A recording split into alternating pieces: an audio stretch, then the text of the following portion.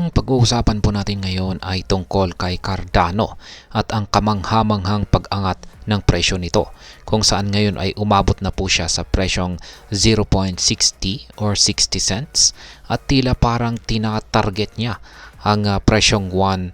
Kaya sa nakalipas po na linggo ay tumaas po kasi siya ng 77% at sinimulan po niya sa presyong 0.334 at kasalukuyang ito na po ngayon ay nasa 0.59. Kaya ang tanong ay kaya bang maabot ni Cardano ang presyong $1 kung tuloy-tuloy ang bullish trend nito? At yan, maliban dito ay ano po ang magiging epekto nito para po sa atin na nag-i-invest or nagti-trade dito kay Cardano. At ayan, bago po tayo magpatuloy ay nais ko lamang po munang bigyang linaw ang aking disclaimer kung saan ang nilalaman po ng video na ito ay hindi po ito isang financial advice.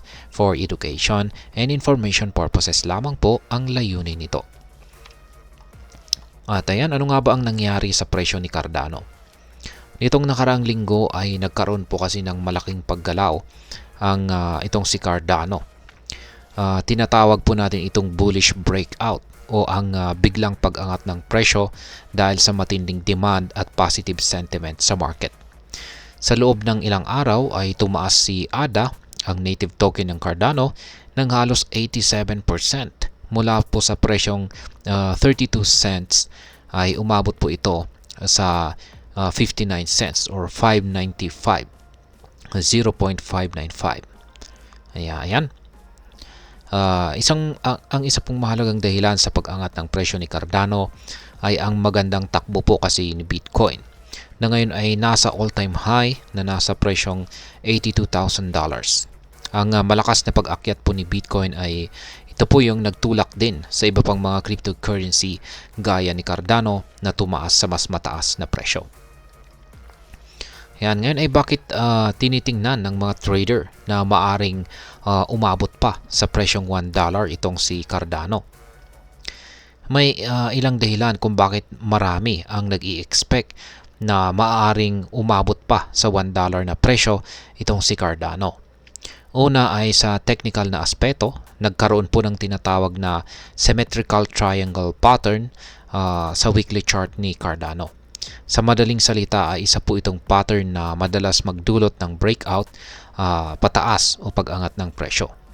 Bukod pa rito ay nagkaroon din ng positive crossover sa pagitan po ng 50-day at saka 100-day exponential moving averages ni Cardano. Pati na rin ang pag-akyat ng 20-day EMA sa 200-day EMA. Ayan, ang mga ganitong pag-cross ng mga EMAs ay nagbibigay po ng bullish signal na malakas po ang trend pataas. Panghuli ay kung susuriin po natin ang Fibonacci retracement levels, ang kasunod na resistance level para kay Cardano ay nasa 0.729. Ayan, kung mapapatunayan o mahigitan po ni Cardano ang level na ito, mas malaki ang tsansa na maabot nito ang $1 na presyo, kung saan ay isa sa pinakamahalagang psychological barriers sa crypto market. Ayan, ito po yung chart.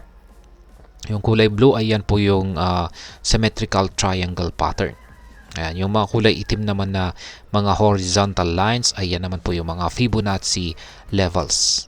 At yung mga makulay naman na mga linya rito na yan yung mga kulay red, orange, green at saka blue ay yan po yung mga EMAs natin or mga moving averages.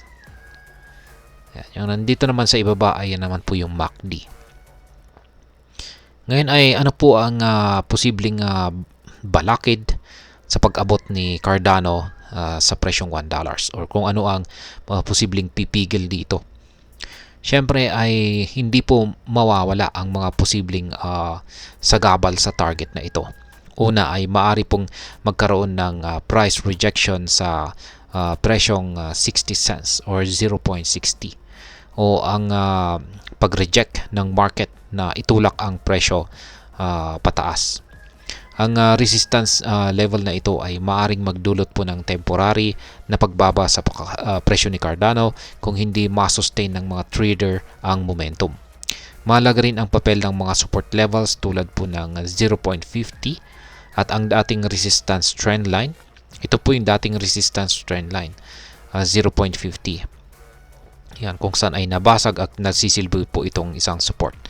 Kung pagbababa ang presyo, ngunit mag-bounce sa mga levels na ito, magpapatuloy ang bullish momentum.